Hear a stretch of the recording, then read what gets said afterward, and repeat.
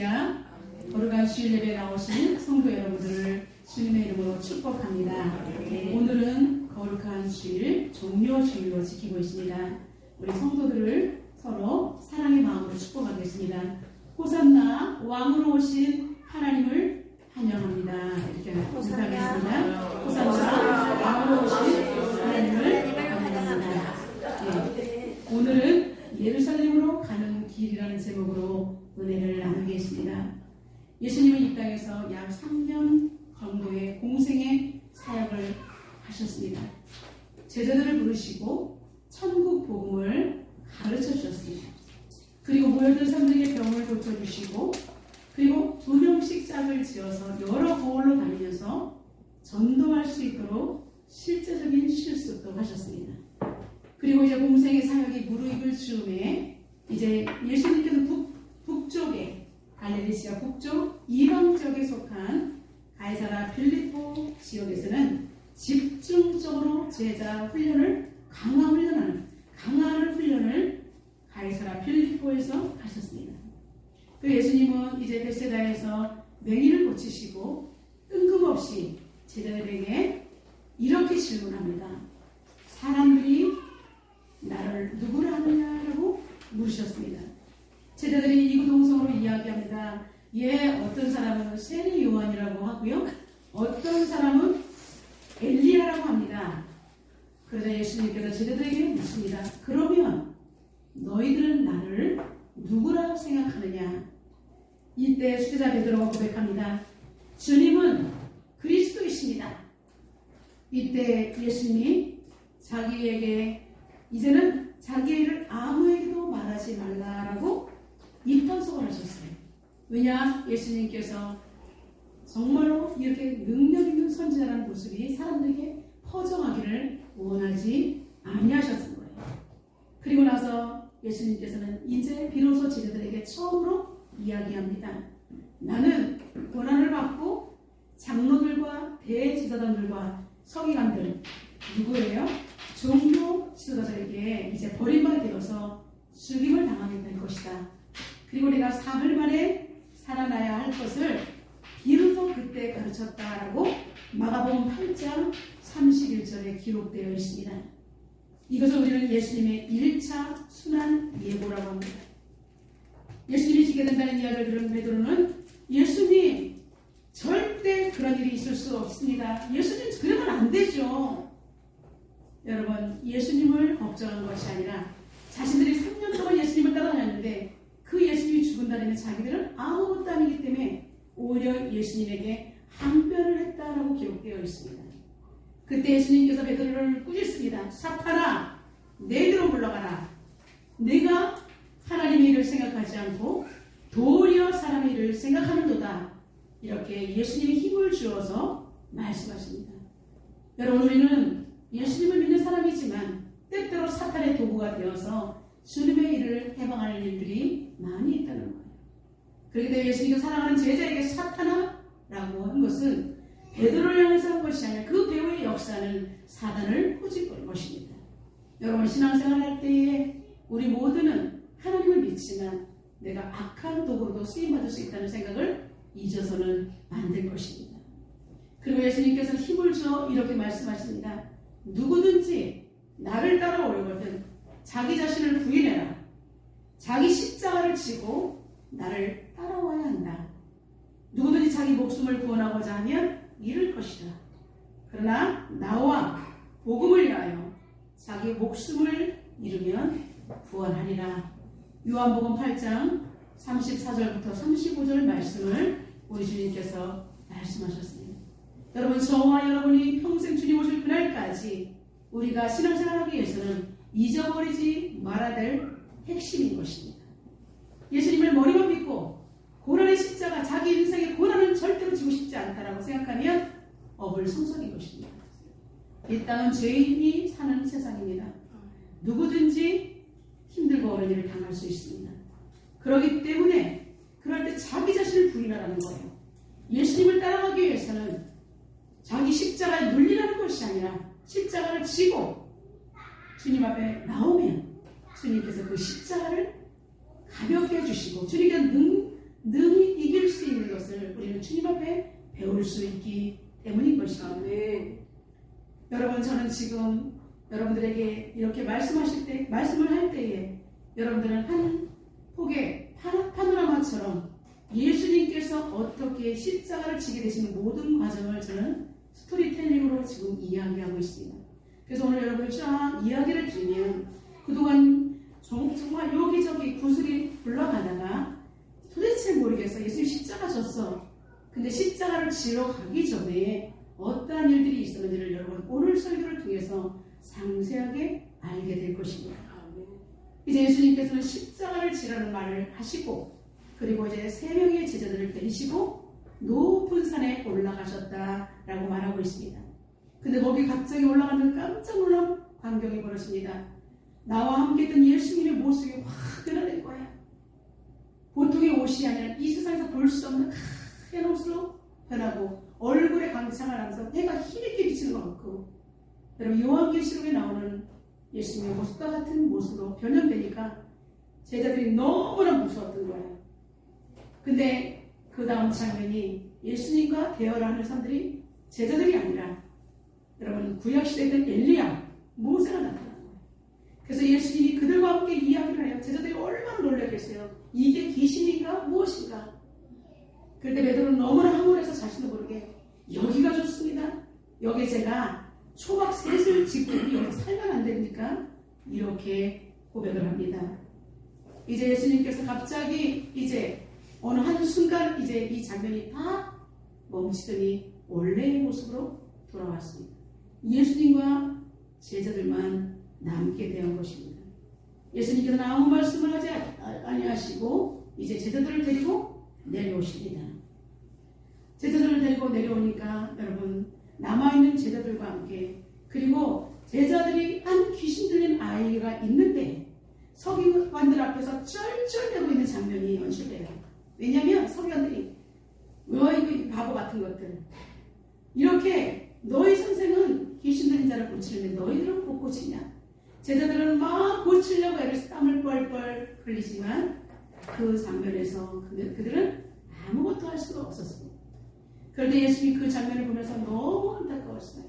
제자들에게 믿음이 없는 세대여, 내가 언제까지 너희와 함께 있으며 얼마나 너희를 참으리요. 그를 내게로 내려와라.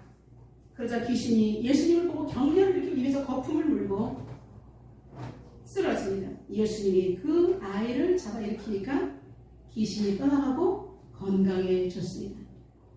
제자들이 묻습니다. 선생님, 우리는 선생님하고 똑같은 방법을 했는데 왜 우리는 귀신을 내쫓지 못했습니까? 그러자 예수님께서 말씀하십니다. 기도 외에는 다른 것으로 이런 일만 나갈 수 없느니라. 기도 외에는 다른 것들로 이런 능력이 나타날 수가 없다라고 말씀하십니다. 아멘. 여러분 오늘도 예수님께서 우리에게 말씀하십니다. 믿음이 없는 세대요. 세상은 지금 급변하게 변하고 있는데 너희들은 언제까지 이렇게 제자리에 있을 것이냐. 내가 얼마나 너희들을 참아주랴. 여러분 서리빨처럼 쩌렁쩌렁 말씀하시는 성령의 음성을 우리 가슴에 새겨야 합니다. 우리는 날마다 진보가 있어야 합니다. 제자리에 있으면 후퇴가 아니라 잡아 먹히는 것입니다. 사단은 눈을 사자와 같이 삼킬 자를 지금 찾고 있습니다. 적당히 예수 믿어서는 절대 안 됩니다. 살아계신 하나님, 예수님 붙들고 나아갈 때, 기도할 때 우리는 사단은 아무것도 아닌 것입니다. 우리 인생을 힘들게 하고 괴롭게 하고 정말 지쳐 쓰러지게 만드는 것, 내가 고통 가운데 사단에게 눌리는 것 같지만 그러나 예수 앞에 나와 예수님께서 하라는 대로 우리가 온전한 신앙을 가지면 쉬운 것입니다. 아멘. 우리 주님께서는 나보다 너희들 더 큰일 할 수 있다라고 말씀하셨습니다. 저와 여러분은 이 시대에 험악한 시대 살 때에 여러분 우리는 예수보다 더 큰일을 하는 주님의 능력을 입은 자들이 되어야 할 것입니다. 아멘. 이때 제자들에게 예수님은 말씀하십니다. 나는 인자가 사람들 손에 넘겨져서 죽임을 당할 것이다. 그리고 사흘 만에 살아날 것이다. 여러분 이것이 2차 순환 예고입니다. 여러분 1차 순환 예고 그리고 2차 순환 예고 그 앞의 사건들을 여러분 잘 머리에 기억하시기를 바랍니다. 주님께서 반드시 짚어주신 다음에 그 다음에 내가 이제 죽어야 되기 때문에 내가 안타까운 마음으로 너희들에게 이런 이야기를 하는 거야 라고 말씀하시는 것입니다. 믿음이 없는 세대여. 왜? 주님께서는 내가 십자가를 지고 이 세상에 이제 정말 살아나시고 하나님 우편의 사명을 감당하고 가야 되는데 남은 제자들이 예수님의 일을 이어서 해야 되는데 제자들이 준비가 안 되어 있기 때문에 안타까움에 하신 것입니다. 저와 여러분은 자식들을 키우고 있습니다. 자녀들을 오냐오냐 우쭈쭈만 할 수 없습니다. 때로는 혼내야 돼요. 왜냐하면 그 자녀가 건강하게 살아가기 위해서, 건강하게 어른이 되기 위해서는 우리는 자녀들을 때로는 매를 들 수밖에 없는 것처럼 예수님께서 영적인 매를 주실 때 저와 여러분은 하나님 앞에 준비된 신앙으로 서야 할 것입니다. 네. 이제 예수님이 1차, 2차 제자들에게 점차적으로 자신이 십자가를 질 때가 가까웠음을 이야기합니다. 그러나 제자들은 이때에도 이 말씀을 깨닫지 못할 뿐 아니라 묻기도 두려워했다라고 마가는 기록하고 있습니다. 이제 장면이 바뀝니다. 이렇게 예수님께서 기도 외에는 다른 것이 나갈 수 없다라고 말씀하시고 그 다음에 이제 길을 걸어갈 때 여러분 너무나 기가 막힙니다. 제자들이 누가 크냐라고 서로 계속해서 아웅다웅하는 거예요. 실랑이를 벌입니다. 참으로 안타까운 일이 아닐 수 없습니다. 오늘 본문을 보면 예수님이 제자들을 데리고 걸어가시는 장면이 나옵니다. 예수님께서는 앞에 서서 가시고 제자들은 뒤에 걸어가는데 당시의 스승들은 앞에서 걸어가고 제자들은 뒤에서 따르는 모습이 간습처럼 되어 있습니다. 예수님께서 이러한 모습을 나타내신 것은 진리, 하나님의 진리를 이 땅에 선포하기 위해서 그리고 그 진리가 실현되는 장면을 보여주기 위해서 당당하게 예루살렘 성으로 걸어가시는 것입니다. 예루살렘을 향하여 걸어가시는 것입니다. 여러분 예루살렘은 어떤 곳입니까? 성전이 있는 곳입니다. 성전 대신 예수님께서는 나는 당당하게 걸어간다라고 제자들 데리고 가시는 것입니다.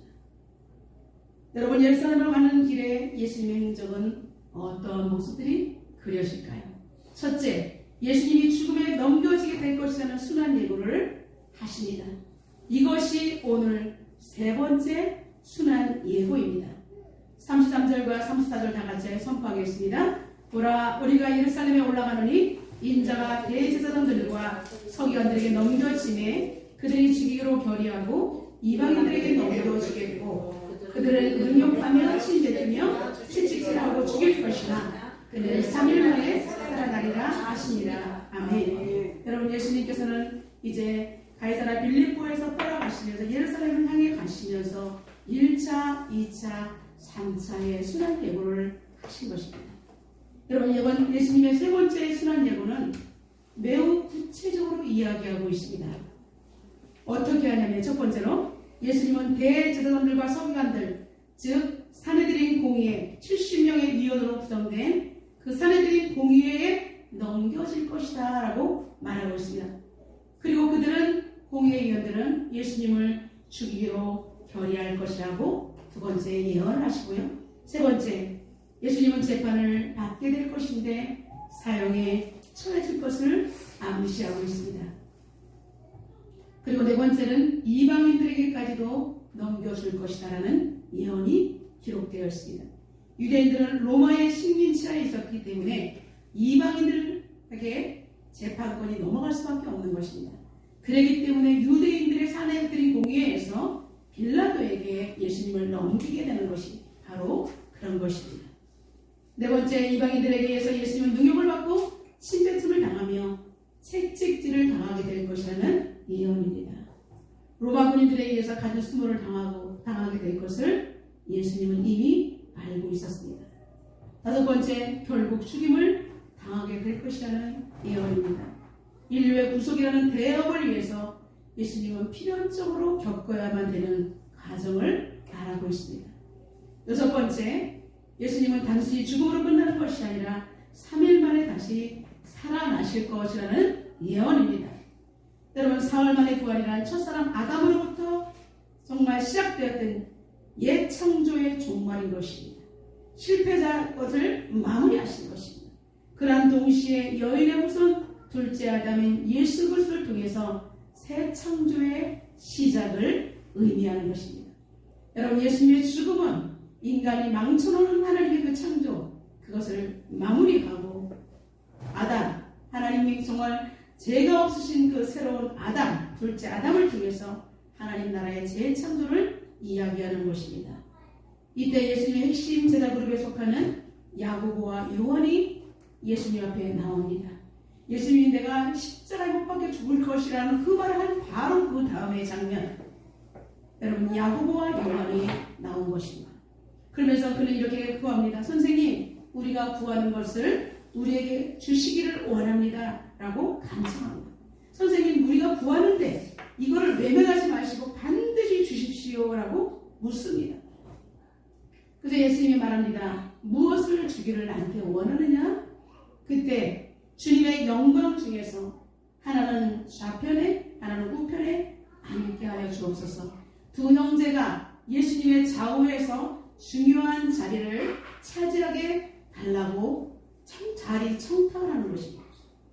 예수님의 제자들은 예수님이 예루살렘에 올라가면 종교 지도자들의 손에 의해서 죽임을 당할 것이라고 3번이라고 예고했는데도 불구하고 그들은 예루살렘에 올라가면 나는 한 자리를 차지할 거야 라고 잘못 들은 것입니다.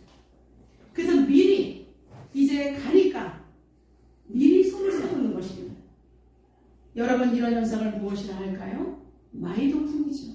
그리고 또는 동상이몽인 것입니다. 같은 자리에 있지만 다른 꿈을 꾸는 거예요. 예수님은 내가 죽어야 한다고 했는데 좌우에 한 장씩 중요한 자리를 달라고 이야기하는 것입니다.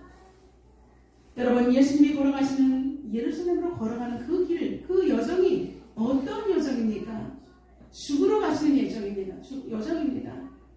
예수님 마음이 얼마나 심란합니까? 그러나 제자들은 예수님 마음을 전혀 헤아리지 못했습니다. 정치적 영광의 메시아를 생각하고 미리미리 12명의 제자들보다 내가 좀 더 좋은 자리에서 예수님 측근에서 내가 잘 보여야지 라고 꼼수를 쓰고 있다는 것이 드러납니다. 온통 머릿속에 기득권에 대한 욕심이 가득 차 있었기 때문에 도무지 상대방을 헤아리는 역지사지의 마음을 갖지 못했습니다. 마태는 이 사건을 야고보와 요한의 어머니가 예수님에게 치맛바람을 날린 것이다 라고 기록했지만 마가는 두 제자가 직접 간청했다는 것으로 기록하면서 이 일이 얼마나 예수님에게 근심과 걱정을 끼쳤는지를 신랄하게 지적하고 있는 것입니다. 우리 옆 사람을 축복하겠습니다. 주님의 마음을 근심시키지 맙시다. 주님의 마음을 근심시키지 맙시다. 한 번 더 축복하겠습니다. 우리 옆에 있는 사람의 마음을 아프게 하지 맙시다. 우리 옆에 있는 사람의 마음을 아프게 하시다. 사도 바울이 말했습니다. 목회자의 마음을 근심되게 하면 성도에게 유익이 없다라고 선언했습니다. 여러분, 우리 같은 지체이기 때문에 누구의 마음도 아프게 하지 마시고 하나님의 성령께서 말씀하신 그 음성을 잘 듣기를 주님의 이름으로 축원합니다. 제자들의 이런 태도에 예수님은 이렇게 선포합니다. 너희는 알지 못하는도다. 도대체 모른다라고 예수님께서는 말씀하신 것입니다. 내가 지금 마음이 이렇게 됐는데 너희들은 도대체가 알지 못하는구나. 매우 날카로우면서도 그들의 마음을 깨뜨려 보시면서 두 가지 교훈을 또 주고 계십니다. 첫 번째, 너희는 내가 마시는 잔을 마시며 내가 받는 사랑을 받으려니와 내 좌우편에 앉는 것은 내가 줄 것이 아니라 누구를 위하여 준비되었든지 그들이 얻을 것이다. 인간들은 고난을 좀 흉내낼 수는 있지만 하나님 나라의 그 영광스러운 자리는 내가 줄 수 있는 게 아니라 하나님만이 주실 것이다. 너희들은 지금 자리 청탁을 하는데 이 일은 있을 수가 없다. 너희들은 지금 엉뚱한 것을 붙들고 있다라고 말하고 있는 것입니다. 메시아 왕국에서는 높은 지위와 특권을 얻는 길이 권력을 잡는 것이 있지 않다. 세상과 다르다. 오히려 고난과 죽음을 통해서 자신의 모든 권력을 포기할 때 오는 것이다 라고 예수님은 말씀하십니다. 그리고 이것을 잔과 세례라는 말로 설명하고 있습니다. 구약에서는 괴로움과 고난에 상징하는 것을 잔이라고 표현하고 있습니다. 내 잔이 넘치나이다. 다윗도 그랬잖아요. 나는 고통이 너무나 심합니다. 이런 뜻입니다. 세례는 넘치는 괴로움을 상징하는 말로 쓰이기도 했습니다. 그렇기 때문에 예수님께서 너희는 잔과 세례를 마실 수는 있겠으나 그 다음에 내 좌우편에 앉는 것은 내가 줄 것이 아니다 라고 못을 박아 둡니다. 메시아 왕국에서는 오직 특권적인 지위를 부여하시는 분은 하나님 한 분밖에 없다. 그 하나님의 영역에 나는 손댈 수 없다라고 예수님은 겸손의 모습으로 말씀하셨습니다. 나도 메시아이지만 이 땅에 위임을 받고 왔고 오직 하나님의 뜻에 온 인류의 죄를 위해서 죽어야 되는 그 말씀에 순종하는 것이라는 것을 몸소 제자들에게 보여주시는 것입니다. 첫 번째 교훈은 이것이었고요. 두 번째 44절과 45절 다 같이 선포합니다. 너희 중에 누구든지 으뜸이 되고자 하는 자는 모든 사람의 종이 되어야 하리라. 인자가 온 것은 섬김을 받으려 함이 아니라 도리어 섬기려 하고 자기 목숨을 많은 사람의 대속으로 주려 함이니라. 아멘. 여러분 온전히 우리는 누구든지 으뜸이 되고자 하는 사람은 모든 사람의 종이 되어야 한다. 내가 온 것은 섬김을 받으려 하는 것이 아니라 도리어 섬기려 하고 목숨을 많은 사람의 대속으로 주기 위해서 나는 왔다. 고난의 종으로 오신 것을 예수님께서는 말씀하십니다. 제자들 사이의 야심과 질투에 대해서 예수님은 이미 앞서도 말씀하셨습니다. 어린아이 하나를 데려다 놓고 이 아이와 같지 않고는 천국에 들어갈 수 없다라고 예수님께서는 예루살렘 도상에서 분명히 말씀하셨습니다. 그럼에도 불구하고 야고보와 요한이 청탁을 또 했을 때에 예수님께서는 정말 안타까워하셨고 야고보와 요한이 얘기하는 것을 보고 다른 10명의 제자들이 분노하는 모습, 여러분 이 10명의 제자들은 예수님을 위해서 분노했을까요? 아니에요. 우리랑 똑같은데 쟤는 뭐야 이거예요. 그래서 너무 얄미워서 분노했다는 것입니다. 여러분 누구든지 그러니까 12명의 제자들은 자신들은 나름대로 최선을 다해서 예수님을 따라가는데 어떻게 2명이 예수님 앞에 청탁을 할 수가 있어? 우리는 바본지 알아? 이건 거예요. 여러분 주의 일을 할 때에 우리의 모습이 드러나지 않아도 이름 없이 빛도 없이 헌신할 때 우리 하나님께서는 다 아신 바가 될 줄로 믿습니다. 네. 저와 여러분 마음속에 밑바닥에 어떤 우리의 드러난 우리의 의가 있다면 오늘 이 종료주의를 통해서 모조리 깨끗이 없애버리기를 주님의 이름으로 축원합니다. 네. 사도 바울은 로마교회 성도들에게 보내는 서신을 통해서 서로 마음을 같이하여 높은 데 마음을 두지 말라라고 말하고 있습니다. 그리고 모든 사람 앞에서 선한 일만 같이 도모하라라고 말하고 있습니다. 여러분 마음을 같이해서 높은 데 마음을 두지 말라는 거예요. 질투, 권력에 마음을 두지 말고 오직 모든 사람 앞에서 겸손하고 온유함으로 선한 일을 꾀하라. 많은 사람들에게 드러날 수 있도록 선한 일을 도모하라라고 로마서 12장 16절에 말씀하고 있습니다. 이제 예수님은 제자들과 함께 점점 예루살렘 성을 향해 나아가고 있습니다. 어느덧 예루살렘에 아주 가까운 여리고에 이르게 됩니다. 어떤 사건이 기다리고 있을까요? 그것은 두 번째, 맹인 바디메오가 큰 소리로 예수님께 간청하며 울부짖는 것입니다. 47절 다 같이 읽겠습니다. 디모의 아들 맹인 거지 바디메오가 길가에 앉았다가 나사렛 예수라는 말을 듣고 소리질러 이르되 다윗의 자손 예수여 나를 불쌍히 여기소서 하거늘. 바디메오의 사건 전에는 한 부자 청년이 예수님 앞에 나와 꿇어 엎드리며 어떻게 해야 영생을 얻을 수 있습니까? 라고 질문하는 장면이 나와 있습니다. 그래서 예수님께서는 영생을 얻기 위해서는 내가 가진 재물을 다 팔아 가난한 자들에게 주라. 그리하면 하늘에서 보화가 너에게 넘쳐날 것이다. 그리고 와서 나를 따라오너라 라고 말했을 때 이 청년이 재물이 많은 연고로 슬픈 기색을 띠고 근심하며 예수님을 떠나갑니다. 여러분 그러나 데칼코마니처럼 여러분 종이를 만져보면 똑같이 장면이 나타나는 것이 데칼코마니지 않습니까? 청년과 너무나 정반대의 형편에 있는 거지 바디메오를 등장하는 것입니다. 사람들이 시끄럽다고 냄새난다고 가까이 오지 말라고 꾸짖습니다. 그러나 그는 예수님이 여기 지나가시나 소리를 듣고 더 큰 소리로 외칩니다.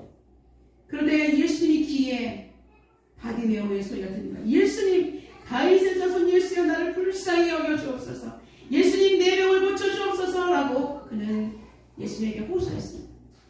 그럴 때 제자들이 말합니다. 바디메오야, 예수님이 너를 불러. 그러니까 그 예수님이 자기를 부른다는 소리에 그는 자기의 겉옷을 확 벗어제끼고 전심전력하여 예수님에게 달려갔습니다.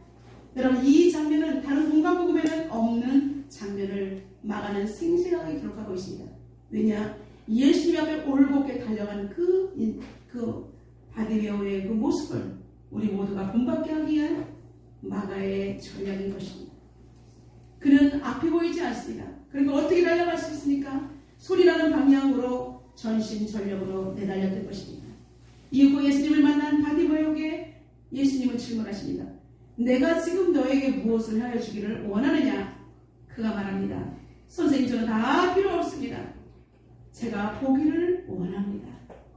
이때 예수님께서 선포하십니다. 52절, 내 믿음이 너를 구원하시니 그가 곧 보게 되어 예수를 길에서 따르니라 라고 기록되어 있습니다.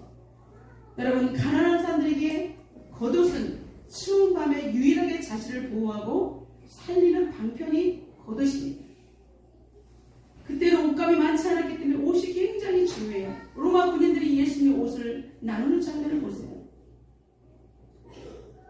그래서 일찍이 하나님께서는 가난한 자들에 대한 제사장 나라의 규례를 신명기 24장 12절과 13절에 다음과 같이 기록하고 있습니다. 그가 가난한 자이면 너는 그의 전당물을 가지고 자지 말라. 해질 때에 그 전당물을 반드시 그에게 돌려줄 것이다. 그리하면 그가 그 옷을 입고 자며 너를 위하여 축복하느니 그 일이 내 하나님 여호와 앞에서 내 공의로움이 되리라. 사람이 돈이 없어서 전당포에 잡혔어요.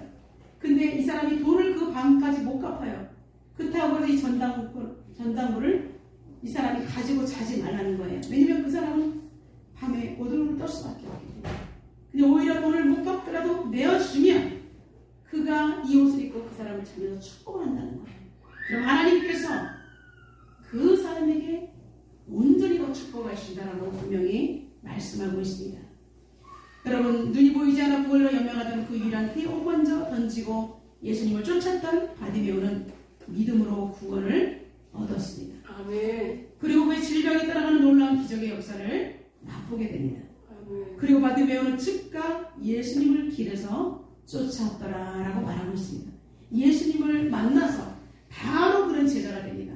그러나 부자 청년은 근심하며 돌아갔습니다. 우리 옆 사람을 축복하겠습니다. 믿음을 보여주는 그리스도인이 됩시다. 믿음을 보여주는 그리스도인이 됩시다. 이제 점차 예수의 발걸음은 예루살렘으로 나아갑니다. 드디어 세 번째 예수님은 예루살렘에 입성하게 되십니다. 8절과 10절 다 같이 선포합니다. 많은 사람들이 자기들의 겉옷을 또 다른 이들은 들에서 벤 나뭇가지를 길에 펴며 앞에서 가고 뒤에서 따른 자들이 소리 지르되 호산나 찬송하리로다. 주의 이름으로 오시는 이여 찬송하리로다. 오는 우리 조상 다윗의 나라여 가장 높은 곳에서 호산나 하더라. 아멘. 메시아신 예수님이 드디어 예루살렘 성에 들어오셨습니다. 예수님의 예루살렘 입성은 결코 화려하지 않았습니다. 그는 왕이신데 어떤 백마를 타고 그리고 권력과 같은 그런 자세옷을 입고 나타나는 것이 아니라 어린 나귀를 타시고 서민들이 길가에 편 옷가지 위에 다른 축하한이 아닌 종려나무 가지 한영식 속에 예수님은 예루살렘 성에 입성하신 것입니다. 그들은 호산나를 외칩니다. 호산나는 구원하소서, 우리를 구원하소서라는 히브리어입니다. 다윗의 나라는 예수 그리스도를 메시아 왕국의 주체이지만 그리스도를 찬양한 자들이 국가 회복에 대한 소망만을 중심으로 환호한 것이지 실제적으로 예수님께서 자신들의 죄를 대속할 메시아로 오심을 받아들이지 못했습니다. 그들은 입으로는 호산나 했지만 그들 진정 마음속에는 하나님을 알지 못했다는 것입니다. 가장 높은 곳에서 호산나, 가장 높은 곳에서 오신 나의 구원자라는 뜻인데 입으로는 그렇게 외쳤지만 심령적으로는 그렇게 고백하지 못했다는 것입니다. 이후로 메시아를 대망하며 그분이 오신다 했기 때문에 예루살렘에 오시기만 하면 나의 가난과 정치적인 억압에서 모든 것이 풀려질 거야 라고 예수님을 정치적인 정말 리더로 그렇게 추대하였던 것입니다. 그들은 처음에 지나치게 열성적으로 환영했지만 나중에는 어떻게 됩니까? 마지막에는 십자가에 못 박으라고 외치는 죽이는 자로 돌변하는 것이 바로 군중들이었던 것입니다.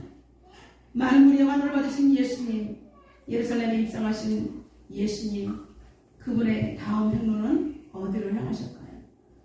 예수님은 성전에 들어가셔서 모든 것을 둘러보시고 날이 저물자 제자들과 함께 베다니로 나가셨다라고 기록되어 있습니다.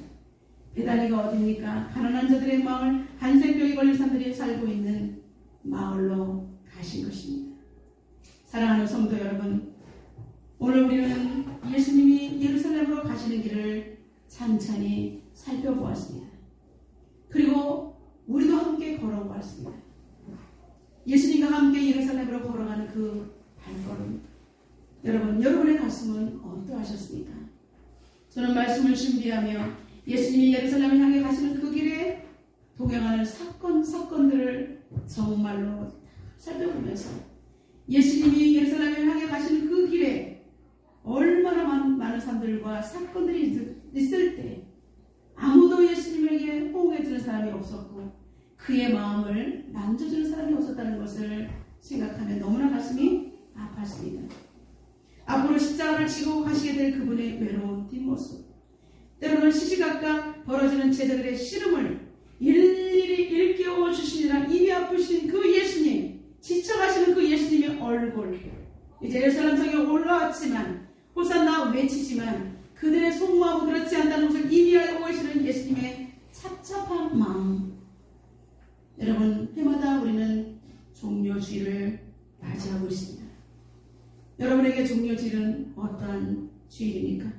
진실로 하나님의 아들 예수님이 죽음을 준비하러 올라가신 그 길, 외로움을 짊어진 채 가신 그 길, 온 인류의 죄를 위해서 사랑으로 희생으로 종으로 오셨지만 사람들이 알아보지 못하는 그 어둠과 같은 그 길.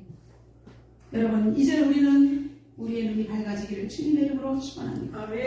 신앙생활 하면서도 그래 종료주일이야, 그 다음 주는 부활주일이야 라고 생각했던 저와 여러분의 익숙함을 벗어버리고 이제 정말 우리 예수님을 따라서 예수님께서 예루살렘으로 걸어가는 그 길이 얼마나 외롭고 고통스러웠는지를 우리는 다시 한번 돌아보기를 바랍니다. 아멘. 그래서 우리 인생 여정 모두 십자가를 쥐고 그분을 쫓아가는 진솔한 그리스도인들로 다시 우뚝 서기를 주님의 이름으로 축원합니다. 네. 이 땅에 가진 것이 너무 많아서 주님의 손을 놓아버리지 말고 자신의 모든 것을 포기하고 자신의 모든마저 집어던지고 주님을 붙잡는 주님의 죽으심과 부활하심을 동참하는 진정한 그리스도인이 되시기를 주님의 이름으로 축원합니다. 네. 다 같이 기도하겠습니다. 오늘 중요주일을 맞이해서 예루살렘으로 걸어가시는 예수님의 행적을 따라가 보았습니다.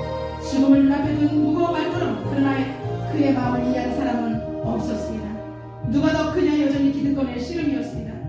1차, 2차, 3차의 순환에 대해 입이 아프도록 이야기하지만 귀담아 듣는 사람이 없었고 아예 들을 수조차 없었습니다. 아버지 하나님, 나의 모습이 바로 여기 계십니다. 나는 그리스도인이라 했고 나는 제자라고 하면서 여전히 나는 주님의 십자가와 상관이 없었던 삶을 살았습니다. 하나님, 이제는 용서하여 주시고 이제라도 아버지 주님의 마음을 이해하는 자가 되게 하여 주시옵소서. 주님의 십자가를 생각하면 나도 나의 십자가를 지고 내 자신을 부인하며 고난받는 종으로 오신 예수님을 따라가게 하여 주시옵소서. 이 시간 통성으로 하나님 앞에 기도하겠습니다. 전능하신 하나님 아버지, 이 시간 하나님 아버지 죄인들이 주님 앞에 호소하며 기도합니다. 하나님, 입을 열어서 주님 앞에 간절히 가슴을 찢으며 기도합니다. 나가는 죄인을 위해서 고난받는 종으로 이 땅에 오신 예수 그리스도, 하나님 어둠 중에 빛으로 오셨지만 많은 사람들이 알아보지 못했습니다.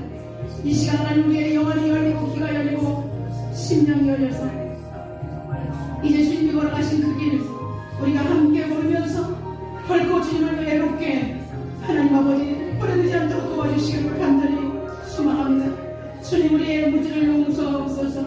우리의 완악함을 용서하옵소서. 제자라고 3년 동안 집중적으로 훈련시켰지만 그러나 아버지 알지 못했습니다. 오히려 예수님 옆에 서서 서로 실시하며 반목하며 실토하며 시기했습니다. 아버지 하나님, 아버지 하나님, 이 땅 가운데 우리가 복음을 전하지만 진정한 그리스도인으로 살아내려고 결단하는 많은 영혼들이 얼마나 됩니까?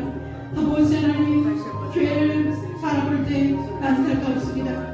아버지 나라 민족을 바라볼 때 안타깝습니다. 세계 열방을 바라볼 때 안타깝습니다. 다음 세대를 바라볼 때 너무나 안타깝습니다. 하나님 아버지, 그가 치면 우리의 허물 때문이요, 그가 상한 우리의 죄악 때문이라.